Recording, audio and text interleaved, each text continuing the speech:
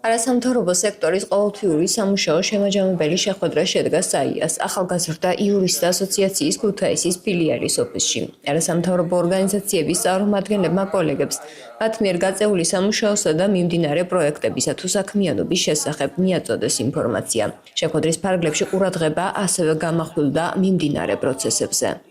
ვითარება არის ნამდვილად რთული იმ არსებულ ფონზე, რომელიც ასე რომ ვთქვათ, არასტაბილური გარემო, რომელიც გვაქვს ჩვენ და ამ გამოწვევების ფონზე, თუმცა ისევ და ისევ ვამბობ, რომ ვფიქრობ, რომ ჩვენი მსგავსი საზოგადოებრივი ორგანიზაციების როლი განსაკუთრებით მნიშვნელოვანია ამ დროს, რომ ქვეყნის ისტორიაში გარდამტეხა პროცესში თავისი როლი ითამაშოს და ვფიქრობ, რომ სწორედ ამ გამოწვევების ფონზე კიდევ უფრო მნიშვნელოვანი არის საიას მსგავსი ორგანიზაციების არსებობა, იმიტომ რომ ეს გამოწვევები აისახება ბენეფიციარების ყოველდღიურ ცხოვრებაზე, მათ ექნებათ გამოწვევები სამართლებრივი კუთხით და ჭირდებათ შესაბამისი სამართლებრივი დახმარება და კონსულტაციები. იურიდიული დახმარების ცენტრის მეშვეობით ჩვენ კვლავ ვაგრძელებთ საქმიანობას, გვაქვს მიმდინარე თვეში წარმატებით დასრულებული საქმეებიც, ასევე ვაგრძელებთ ახალი საქმეების აღებას, ეს ეხება ადმინისტრაციული სამართალდარღვევებს, ადმინისტრაციული წესით დაკავებულ პირებს, ასევე ტყიბულში მაგალითად შახტიდან გათავისუფლებული პირების დაცვას, იმიტომ რომ ადამიანები, რომლებსაც კონკრეტული სამართლებრივი პრობლემები აქვთ, მომართვიანობა მათი მხრიდან არის კიდევ უფრო მეტად გაზრდილი. სამსახურის დაკარგვის პირველი ინსტანცია, პატიმრების გათავისუფლების რაც. თვის ბოლოს შევიკრიბეთ საზოგადოებრივი ორგანიზაციები, ტრადიციულად ჩვენ ვსჯელობთ ხოლმე ჩვენს მიერ გაწეულ საქმიანობაზე და მომავალ გეგმებზე. რა თქმა უნდა, დღევანდელი შეხვედრაც ამას შეეხო, სამართლიანობრივ არჩევნებმაც გააცნო ადგილზე საზოგადოებას ჩვენი გაწეული საქმიანობები.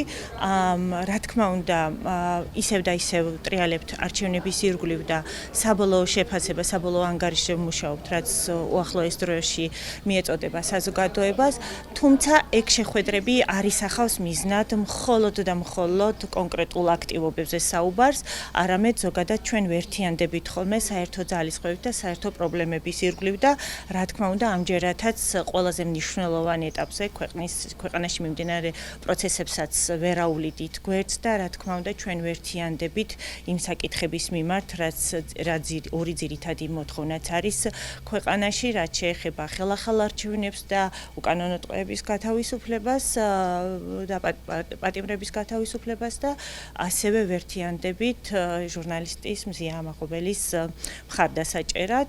ამ საკითხებზეც ვიმსჯელეთ და საერთოდ ვსჯელობთ იმაზე, თუ როგორ შეიძლება ქვეყანამ და მათ შორის საზოგადოებრივმა ორგანიზაციებმაც მოქალაქეების აქტივობასთან ერთად გააგრძელოს საქმიანობა. უწყვეტ რეჟიმში აგრძელებს მუშაობას არასამთავრობო ორგანიზაცია თაობათა დიალოგი. ორგანიზაციის გენერალური მდივნის ირაკლი თევზაძის თქმით, მათ საქმიანობას ქვეყნისთვის ამ მძიმე პერიოდში გაცილებით მეტი მნიშვნელობა ენიჭება.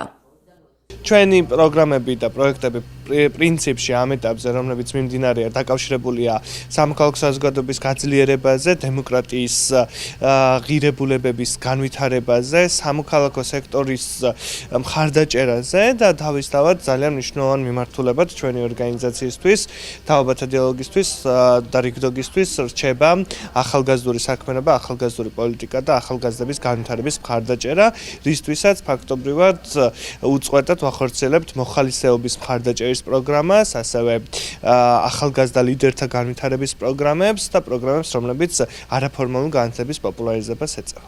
შეხვედრას ესწრებოდა ტელეკომპანია მეგატივის წარმომადგენელი ნანითო შქვა. მან დამსწრე საზოგადოებას იმ პროექტის ფარგლებში შესრულებული სამუშაოების შედეგები გააცნო, რომელსაც ტელევიზია 9 თვის განმავლობაში ახორციელებდა.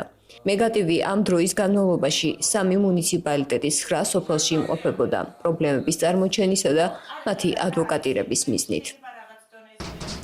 დიახ, მე შევეცადი გამიზიარებინა ჩვენი კოლეგებისათვის იმ პროექტის შედეგები, რომელსაც მეგატივი ევროპის ფონდის მხარდაჭერით ახორციელებდა ხონის მარტვილის და წყალტუბოს მუნიციპალიტეტის თემებში.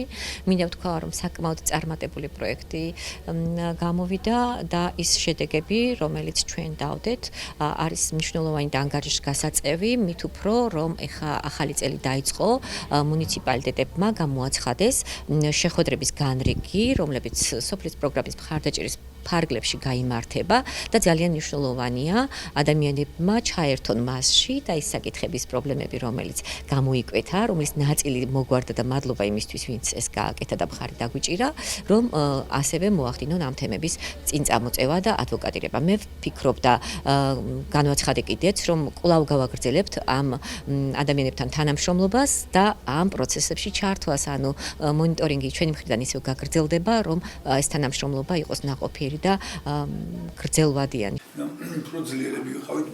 არასამთავრობო სექტორი კვლავ აქტიურად აგრძელებს მუშაობას დემოკრატიული საზოგადოების ჩამოყალიბებისა და გაძლიერების მიზნით. ისიც მინდა ვთქვა, რომ ეს არის